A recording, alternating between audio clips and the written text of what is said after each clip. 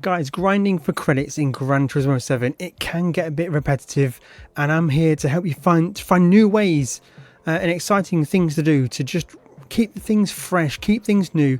And in this one, we're going to use one of the most expensive cars in Gran Turismo 7, the McLaren F1 road car from 1994. I'm going to do things a little bit differently in this one because it's a road car. I'm going to use a full manual gearbox. I'm going to use the MOZA Racing HGP shifter. So with such a hefty price tag, it's not the kind of car that I would recommend to buy this car and then earn credits with. It's the kind of car where if it's in your garage, you've spent a lot of money on it, why not get it tuned up to make sure it works really well and get the fun out of driving it as much as you can and continuing to earn those credits back. Now, as always guys, I'm going to give you the full tune for this car at the end of this video, but right now I'm going to show you the race and the strategy. So head over to World Circuits, head over to Asia and Oceania, now head over to Japan Tokyo Expressway, and the race we're going to do is the Tokyo Expressway World Touring Car 600. This is one of the more difficult races to earn credits in Gran Turismo 7. It's probably one of the most lucrative if you can get a super fast car, but we're going to go full manual and see what we can do. But in this one, I will be driving the car in full manual with a H pattern shifter, full clutch, everything goes. But the car is perfectly suitable whether you're using automatic transmission or paddle shifting in manual or even a full H pattern shifter. And that's the beauty of this tune. There's so many different ways you can drive the car. So the strategy for this one is very simple. It's a one-stop strategy. There is no need to do any significant fuel savings, so we can leave it in fuel map 1. We'll switch to radar so we've got the most available, and we're going to be banging through the gears down the main straight for the first time in this McLaren F1 central seating position, which was unique to this car at the time, and using the gearbox is absolutely fantastic. I've got to say guys, pedal cam is available, so feel free to look at my foot action, and we're basically going to be braking with the right foot. Sent around the outside, just a bit of contact with the wall. This car is very loose on turn lap 1 in the wet. So we just get a bit of a door bang there from that green Mercedes, but we'll see if we keep the clean race bonus. Very difficult to keep the clean race bonus at Tokyo Expressway, guys. But it's so much fun just basically driving the car as you would drive a real car in real life, with the full right foot braking, left foot always on the clutch, and just working that car really hard. Down into second gear for this switch back here. Oh, a little bit of snap of oversteer there. The car is very, very lively on lap 1. Until the track dries out, we're going to be keeping very close control on how we're using the power. Now feel free to use TC on traction control 2. That's going to help you out early on in this race, and probably through the whole race, to be honest. You're not going to lose any time using TC with this car. Oh, a bit of a missed downshift there, and that's the beauty of this car. It's so much fun to drive. It's very, very manual. A little bit of swaz on corner exit, up to third gear into the big braking zone in a second. Fourth gear, looking for the 200 board, all the way down through the gears, right down to first gear in this car, just getting the car stopped just about. Waiting very patiently. The car is sliding on corner exit. Wild on corner exit in first gear, second gear onto the main straight now, and away we go. Now it's so much fun playing with a full manual transmission.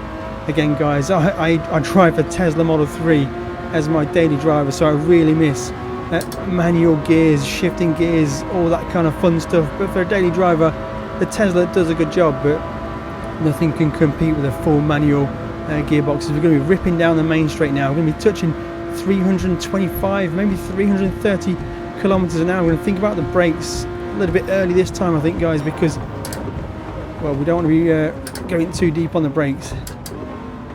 You probably could switch to first gear for the first corner, but it's so loose on corner exit. It's good to keep the car low revs in second gear, again with turn 2. Now we're going to start to really build the power as we drive down here. I'm going to sneak the inside into the sweeping corner. I think we might get it done. Very, very dangerous. He's still around the outside, still there. We're going to make that move happen. Come on, trying to get the dry line. I've got to say, guys, the extra element of things to do with the H-pattern shifter is very, very just confusing. Torquing, shifting, braking, clutching, it is so much fun. I've got to say, I've got to find a little bit challenging, but that is exactly why we play this. It's so much fun, banging through the gears, revving it out, moving your feet between the pedals is so much fun, guys. We are just starting to catch the leaders of the race now. This probably isn't the fastest way to get around Tokyo Expressway. It's a bit of a dodgy shift there, guys, but it certainly is one of the most fun things I've done in a long time. Just banging down those gears. Now the RX-7 in front. I'm going to be able to get him on the straight. A little bit of spaz on corner exit. Oh yes, look at that. Revving to the maximum, dropping it into third gear like an absolute champion. Okay, so exiting the hairpin for the 6th time, coming towards the end of lap number 6. Now I can pit on this lap, I can go one more, I've got the fuel available, but we're going to do an exact 50-50 split, so we're going to come into the pits and send it. So you can't see it, it's just behind me, but we don't necessarily need to put a new set of tyres on. I will put a new set of tyres on anyway. I will fill the tank with fuel just to make sure we've got enough in the tank to finish the race completely. And guys, also make sure you check out the links in the description below if you want anything from GT Omega. I've got an exclusive discount code, CD5 is the discount code. Go and check out GT Omega website. If you want to get yourself anything from GT Omega, I'll use a classic wheel stand, RS6 seat, absolutely fantastic stuff, I absolutely love it. Oops, in neutral, coming out the pits, that is one thing to bear in mind if you're using a H-pattern shifter. I wasn't in the right gear coming out the pits. It's not entirely clear which gear you should be in, so yeah, that's something to keep an eye on. So we've got basically half the race to go. The track's drying a little bit, so we should be able to really get a hammer down and really put the faster laps in to get to the end of this race.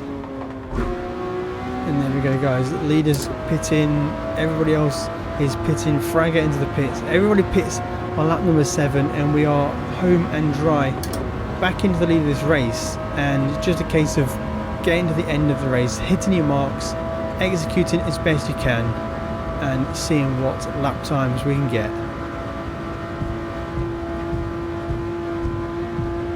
So a bit of a lap guide. We're going to brake just at the kind of apex of the white line, just before, in fact, all the way down through the gears. The second gear, brake around the first corner, it can really tighten up on you.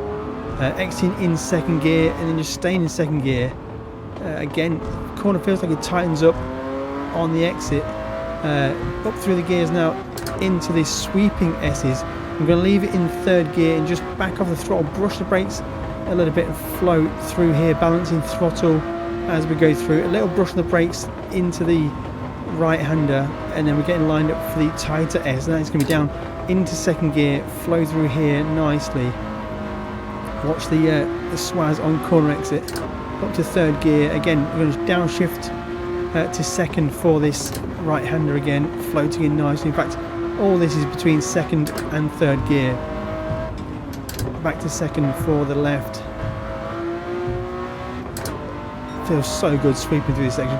100 board is the braking reference point for the right-hander here. Again, second gear, flowing through, staying in second gear, keeping the car to the tight. Don't accelerate too early. Can get loose on corner exit if you need to. 200 meter board is where we're braking into the final big braking zone, and you need to be on the brakes, going down through all the gears and just getting the car stopped. A little bit deep there. That is where you can easily lose your clean race bonus by going too deep across the white lines there. And we're up on our personal best, and it's going to be into the 2:08 maybe, and that even wasn't a very good lap at all. So there's plenty of time left on the table in this car. Running to the line now, what we're going to get it, shift before the line, 2:08.686, and there's still plenty of potential left in this car. So exiting the hairpin, last lap of the race, 1.3 laps of fuel remaining, so we can do the 7 laps on this this tank of fuel. So what's the race time going to be?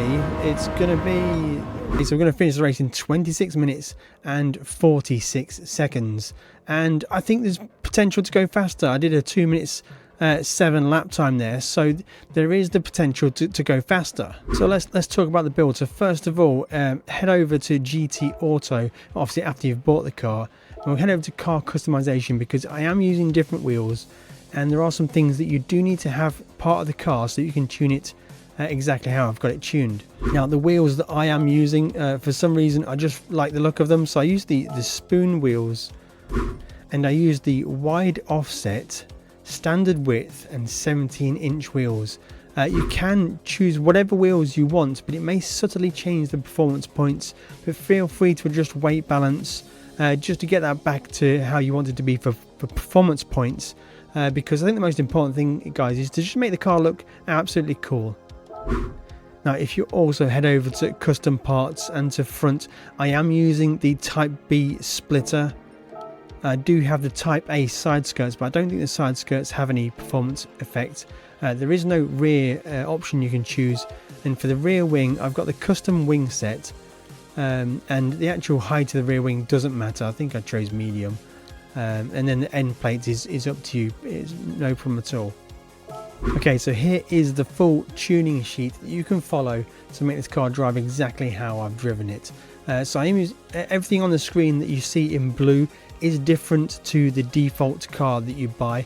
So I'm using the standard tyres. The sports hard tyres work perfect at World Touring Car 600 at Tokyo Expressway. I've still got the stock normal suspension, so there's no need to change any of the suspension parts. I have got the fully customizable differential LSD, and initial torque is set to 10. I left 20 for acceleration sensitivity, and I turned braking sensitivity all the way down to minimum. That's just to free up the car a little bit on turn in, just to get the car to be more positive when it's turning. I have got the standard transmission in. I've not done anything at all with transmission, and that allows me to use the H pattern shifter, and it also just, the stock transmission ratios work perfectly fine. It matches the power that the car has really well. I have got the power restrictor set to 93. That's going to give me 580 horsepower, which works perfectly at Tokyo Expressway. Really get that down that long straight. Ballast is 191 kilograms of ballast, and it's set -9. These two numbers are very, very important, because the slightest adjustment either way will just change the PP much higher. There's a bit of a glitch going on with ballast positioning. I may cover that in a future video, guys, so make sure you're subscribed for that one. I've got the ECU set to normal, and that means I can't change this, but I've got it set at 100 anyway. Rear downforce is set to maximum at 300, and front downforce is set to 97. Nothing else on the car is set as far as I can see. There's no extra engine parts, there's no body rigidity, there's no weight reductions in the car. So this is the full sheet as you need to use it. So guys, that is going to be the McLaren F1 from 1994. What a fantastic car that is to drive. It's a lot of money, but if you're going to buy it, then you might as well want to enjoy it. So here's exactly what you need to do. So guys, on screen right now, at the top of your screen is going to be everything you need to know to get MOZA products working on PlayStation 5. Below that are other money-making methods you can use in Gran Turismo 7, because I understand this is a very expensive car, and if you don't quite have the money for this car yet, then use some of those other money-making methods to get some money in Gran Turismo 7.